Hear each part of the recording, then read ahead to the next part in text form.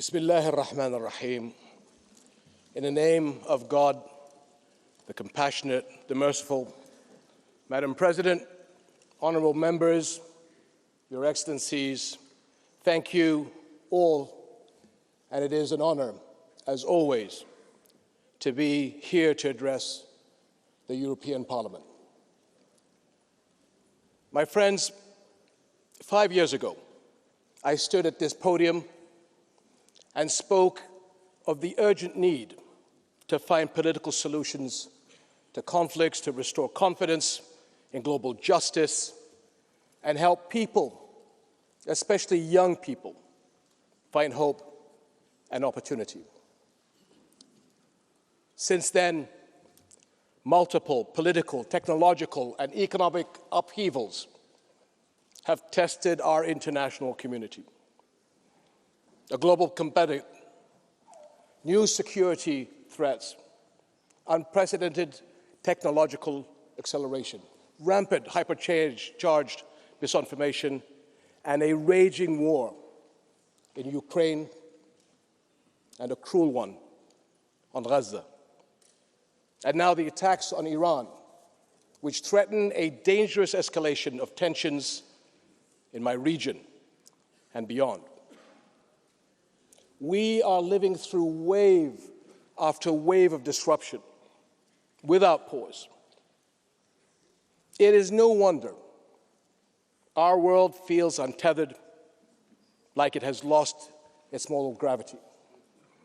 Rules are unraveling, truth shifts by the hour, hatred and division thrive, and moderation and universal values are losing ground to ideological extremes. In the chaos, we risk forgetting who we are and what we stand for. But it is precisely at these junctures of history that we must recommit to our values. Because when the world loses its moral bearings, we lose our shared sense of right and wrong, of what is just and what is cruel. And when that happens, conflict is never far behind. History teaches us that wars are rarely just about territory. They are battles over worldviews, over which ideas and ideals will shape our future. And Europe understands that. After World War II, it made a choice to rebuild not just its cities, but its founding pillars. The people of Europe were determined to leave the past in the past and build a new era of peace. They chose human dignity over domination, values over vengeance, law over might, cooperation over conflict. In the wake of war, Europe realized that real security does not lie in the strength of armies, but in the strength of shared values. And that peace imposed by force or fear would never last. Equally, you chose to recognize that what you had in common was far greater than what set you apart. Today, so must our global community. We know that disputes and differences are a human reality, that the challenges we face will only get more complex, and that disruptions are the hallmark of our age. But it's how we handle them and the values we anchor ourselves to that count. Throughout Arab and European history, respect, responsibility, goodwill, and good faith have guided collaborations that led to our mutual good. And they can guide our response to today's challenges as well. speaking from this podium, and many others in the last 2 decades, I have sought to shed light on the values we share, many rooted in our different faiths, Islam, Christianity, Judaism. The values of compassion, justice, and equality, the moral teachings passed to us over generations that call on us to love our neighbors, to protect children and the innocent, to aid the poor and injured, to care for God's earth, and more. In Jordan, our firm belief in these common values, grounded in our history and heritage, drives our national principles of tolerance and mutual respect. And we are proud to be home to the baptism site of Jesus Christ, peace be upon him, at Bethany beyond the Jordan. Our Muslim country is home to a historic Christian community, and all our citizens share in building our nation. The same call to goodwill lies behind the Hashemite custodianship of Muslim and Christian holy sites in Jerusalem.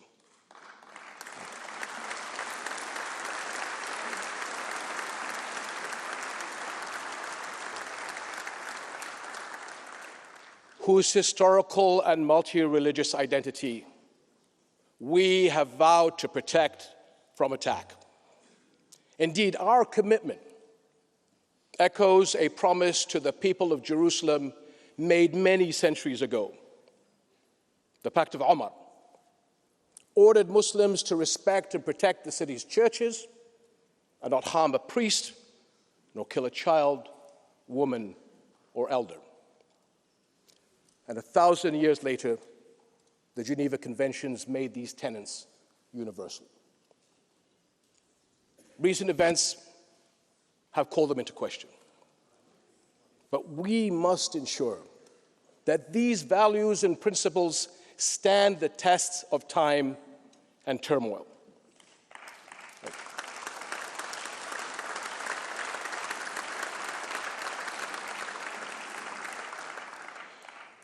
My friends, when I was last in this hall, I shared my conviction that there is always a better version of us around every corner. 80 years ago, you turned that corner.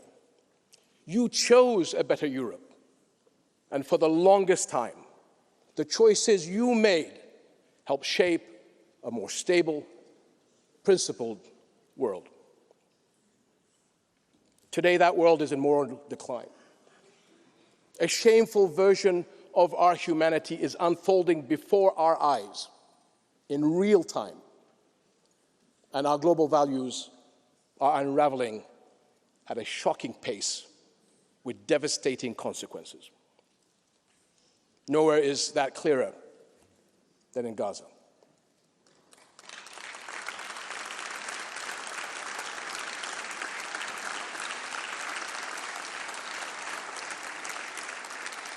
A place where the world has stood at countless corners, each an opportunity to become something better. And time after time, it failed to do so. Think back to 2023, the first Israeli attacks and raids on a hospital in Gaza. This sparked global shock and outrage. Since then, the World Health Organization has documented nearly 700 attacks on Gaza's healthcare facilities. How is it that what was considered an atrocity just 20 months ago is now so commonplace it barely registers? What version of our humanity allows the unthinkable to become routine, permits weaponizing famine against children, normalizes the targeting of health workers, journalists, and civilians seeking refuge in camps? 20 months. That should alarm us all. but not surprise us. Because when our global community fails to bridge the gap between principle and action, when values are not practiced, they become performative, abstract, and expendable.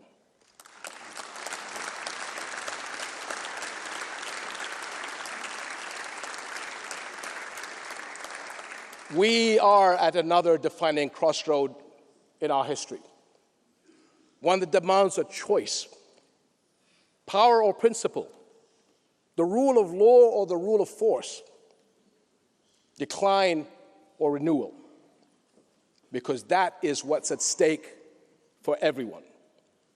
This is not just about Gaza, and it is not just another political moment. It is a struggle over who we are as a global community and who we will become. This year is likely to be a time of pivotal decisions for our entire world. Europe's leadership will be vital in choosing the right course, and you can count on Jordan as your staunch partner.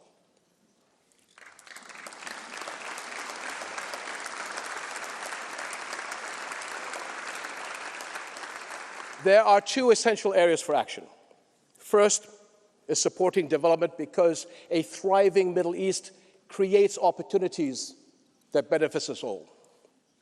But as we have seen time and again, that reality cuts both ways. When hope is diminished, the consequences ripple across borders. Second is strong, coordinated action to ensure global security. Our mutual security won't be assured until our global community acts not only to end the 3-year war in Ukraine, but also the world's longest and most destructive flashpoint, the 8-decade-long Palestinian-Israeli conflict.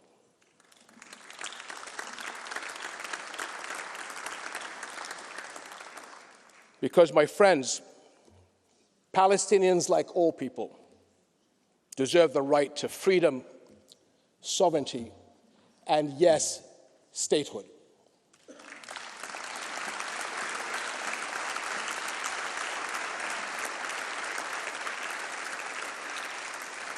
What is happening in Gaza today defies international law, moral standards, and our common values.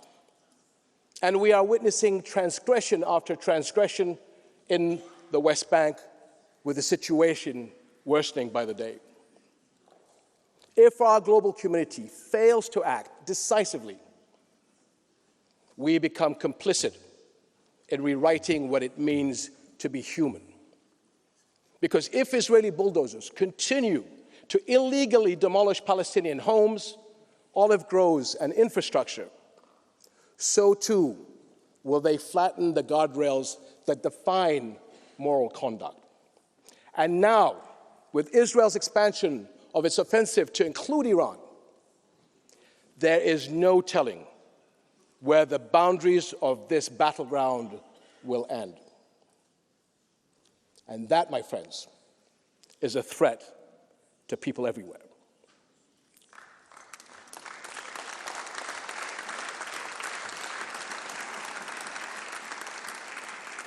Ultimately, this conflict must end. And the only viable solution is one grounded in a just peace, international law, and mutual recognition. And my friends, the path to our better selves cannot be paved by technological advancements, scientific breakthroughs, or political triumphs alone. It is forged by the choices we make each day as individuals and as leaders. The path to peace has been walked before. It can be again, if we have the courage to choose it and the will to walk it together. Thank you.